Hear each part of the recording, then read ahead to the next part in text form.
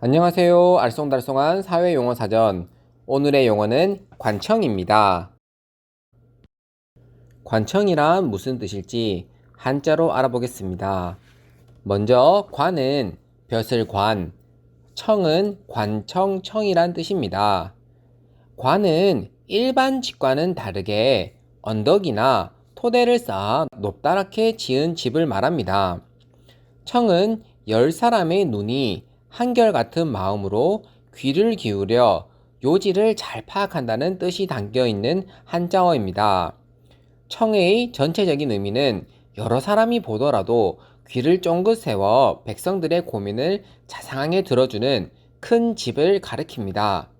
즉, 글자 그대로 관청을 풀이하면 많은 백성들이 쉽게 찾아볼 수 있도록 높다란 토대 위에 지은 벼슬아치들이 근무하는 곳이라고 할 수 있습니다. 옛날에 벼슬을 가진 사람들이 근무하는 곳이라 하면 나라의 일을 맡아보는 기관이었겠지요.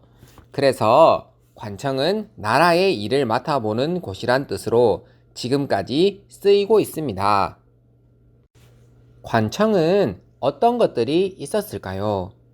조선시대를 예로 들면 관청은 크게 중앙관청과 지방관청이 있었습니다. 중앙관청은 조선의 수도인 한양에 있었어요. 즉, 조선의 수도인 한양에 있는 여러 가지 관청을 중앙관청, 한양이 아닌 다른 지방에 있는 관청을 지방관청으로 불렀답니다. 조선시대 중앙관청은 어떤 것들이 있었을까요?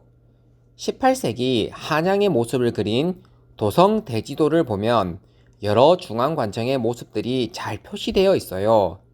한양의 중앙관청들을 육조라고 불렀는데 육조는 이조, 호조, 예조, 병조, 형조, 공조를 합쳐서 부르는 말입니다. 서울 경복궁 정문에서 남쪽으로 뻗은 길인 세종대로를 조선시대에는 육조거리라고 했습니다. 조선시대 지방관청은 어떤 것들이 있었을까요?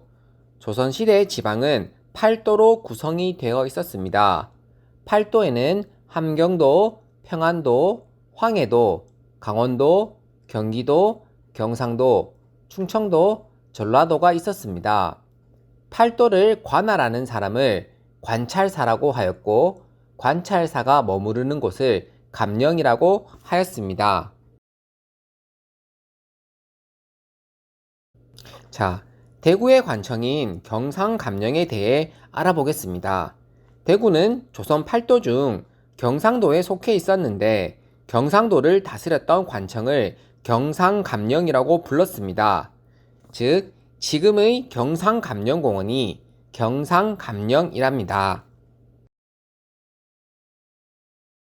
경상감령공원에 대해서 좀 더 알아보도록 하겠습니다.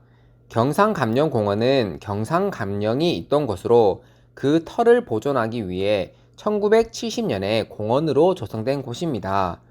1910년에서 1965년까지는 경상북도 청사, 즉 도청이 있었던 곳이기도 합니다.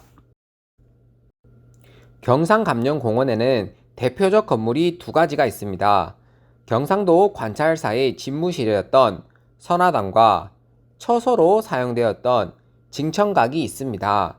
선화당은 대구 유형문화재 제1호, 징청각은 대구 유형문화재 제2호입니다.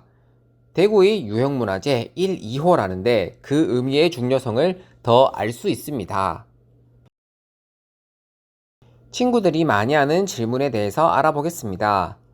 그러면 선생님, 오늘날 관청은 무엇인가요? 란 질문인데요. 현대사회에서 관청은 공무원들이 일하는 곳이라 생각하면 이해하기가 편합니다.